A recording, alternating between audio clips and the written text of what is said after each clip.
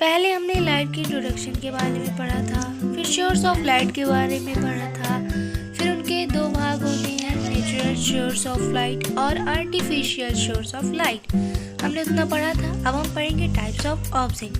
The various object that you see in your surrounding can be classified into 3 categories on the basis of transmission of light through them. आप अपने आसपास जो विभिन्न वस्तुएं देखते हैं उन्हें उनके माध्यम से प्रकाश के संचरण के आधार पर 3 श्रेणियों में वर्गीकृत किया गया है। पहला है ट्रांसपेरेंट ऑब्जेक्ट, मतलब पारदर्शी वस्तुएं। In the above activity you will observe that the glowing bulb is clearly visible through the piece of glass because it allows most of the light falling on it to pass through it. Any such object or body which lets most of the light falling on it to pass through it is known as a transparent object. Air, water, thin plastic sheet are some of the transparent object. मतलब उपरोक्त गतिविधि में आप देखेंगे कि चमकता हुआ bulb कांच के टुकड़े के माध्यम से स्पष्ट रूप से दिखाई देता है क्योंकि यह अपने ऊपर पड़ने वाले अधिकांश प्रकाश को इसके माध्यम से गुजरने देता है। ऐसी कोई भी वस्तु या पिंड जो अपने ऊपर पड़ने वाले अधिकांश प्रकाश को अपने से गुजरने देता है एक पारदर्शी वस्तु के रूप में जाना जाता है। हवा, पानी, पतली प्लास्टिक की चादरें कुछ पारदर्शी वस्तु हैं। दूसरा है ट्रांसलूसेंट ऑब्जेक्ट, मतलब पारभासी वस्तुएं। While weaving through the sheet of white paper in the above activity, the glowing bulb will be visible partially because it allows only a part of light to pass through it.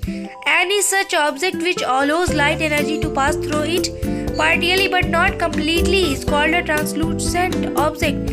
Milky water, frosted glass, fog, thick plastic sheet are some of the translucent object.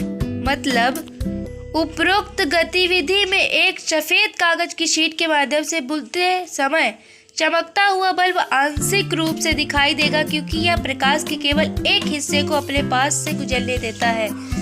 ऐसी कोई भी वस्तु जो प्रकाश ऊर्जा को आंशिक रूप से पार करने की अनुमति देती है लेकिन पूरी तरह से पारभासी वस्तु नहीं कहलाती है। दूध या गिलास, पाले से ओढ़ लिया गिलास, कोहरा, मोटी प्लास्टिक की चादरें कुछ पारभासी वस्तुएं हैं।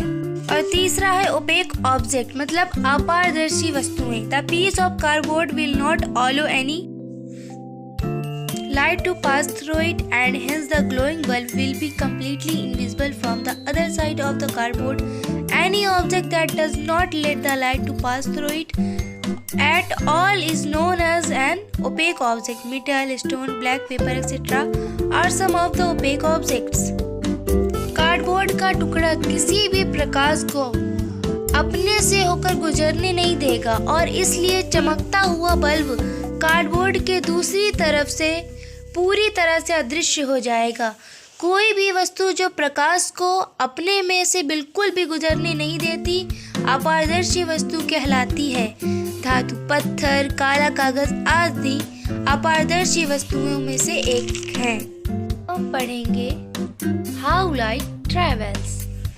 All of you must have observed that the light entering in a dark room through a small hole or a ventilator seems to travel in a straight path at a very fast speed, i.e.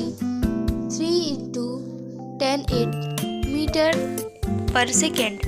The light coming from a torch on a dark road also appears to be traveling in a straight line.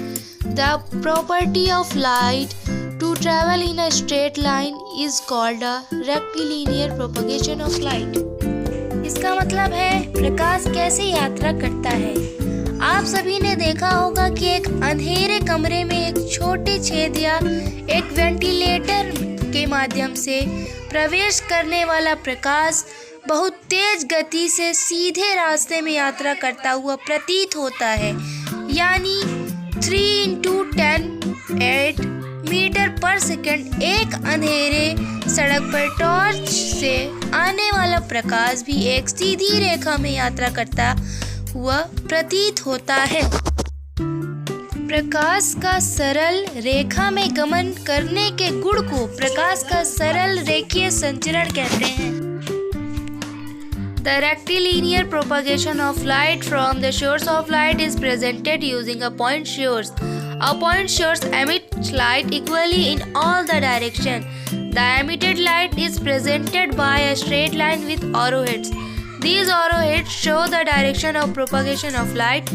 These straight lines with arrowhead are known as rays. Bundles of rays traveling together is known as a beam of light. मतलब प्रकाश के स्रोत से प्रकाश के सरल रेखीय प्रसार को बिंदु स्रोत का उपयोग करके प्रस्तुत किया जाता है। एक बिंदु स्रोत सभी दिशाओं में सामान्य रूप से प्रकाश का उत्सर्जन करते हैं। उत्सर्जन प्रकाश के साथ एक सीधी रेखा द्वारा दर्शाया जाता है। ये तीर के सिरे प्रकाश के संचरण की दिशा को दर्शाते हैं। तीर के सिरों वाली इन सीधी रेखाओं को किरणों के रूप में जाना जाता है। एक साथ यात्रा करने वाली किरणों के बंडल को प्रकाश की किरण के रूप में जाना जाता है। A point source produces divergent beams of light. When the beams of light come together and meet at a point, they are called convergent beams. मतलब एक बिंदु स्रोत प्रकाश की किरणें उत्पन्न करता है। जब प्रकाश की किरणें एक साथ आती हैं और एक बिंदु पर मिलती हैं, उन्हें अभिसारी किरणें कहा जाता है। अब कल हम पढ़ेंगे पिन होल कैमरा। अगर आपको मेरी वीडियो पसंद आई हो तो मेरी वीडियो को लाइक करें, शेयर करें और सब्सक्राइब करें।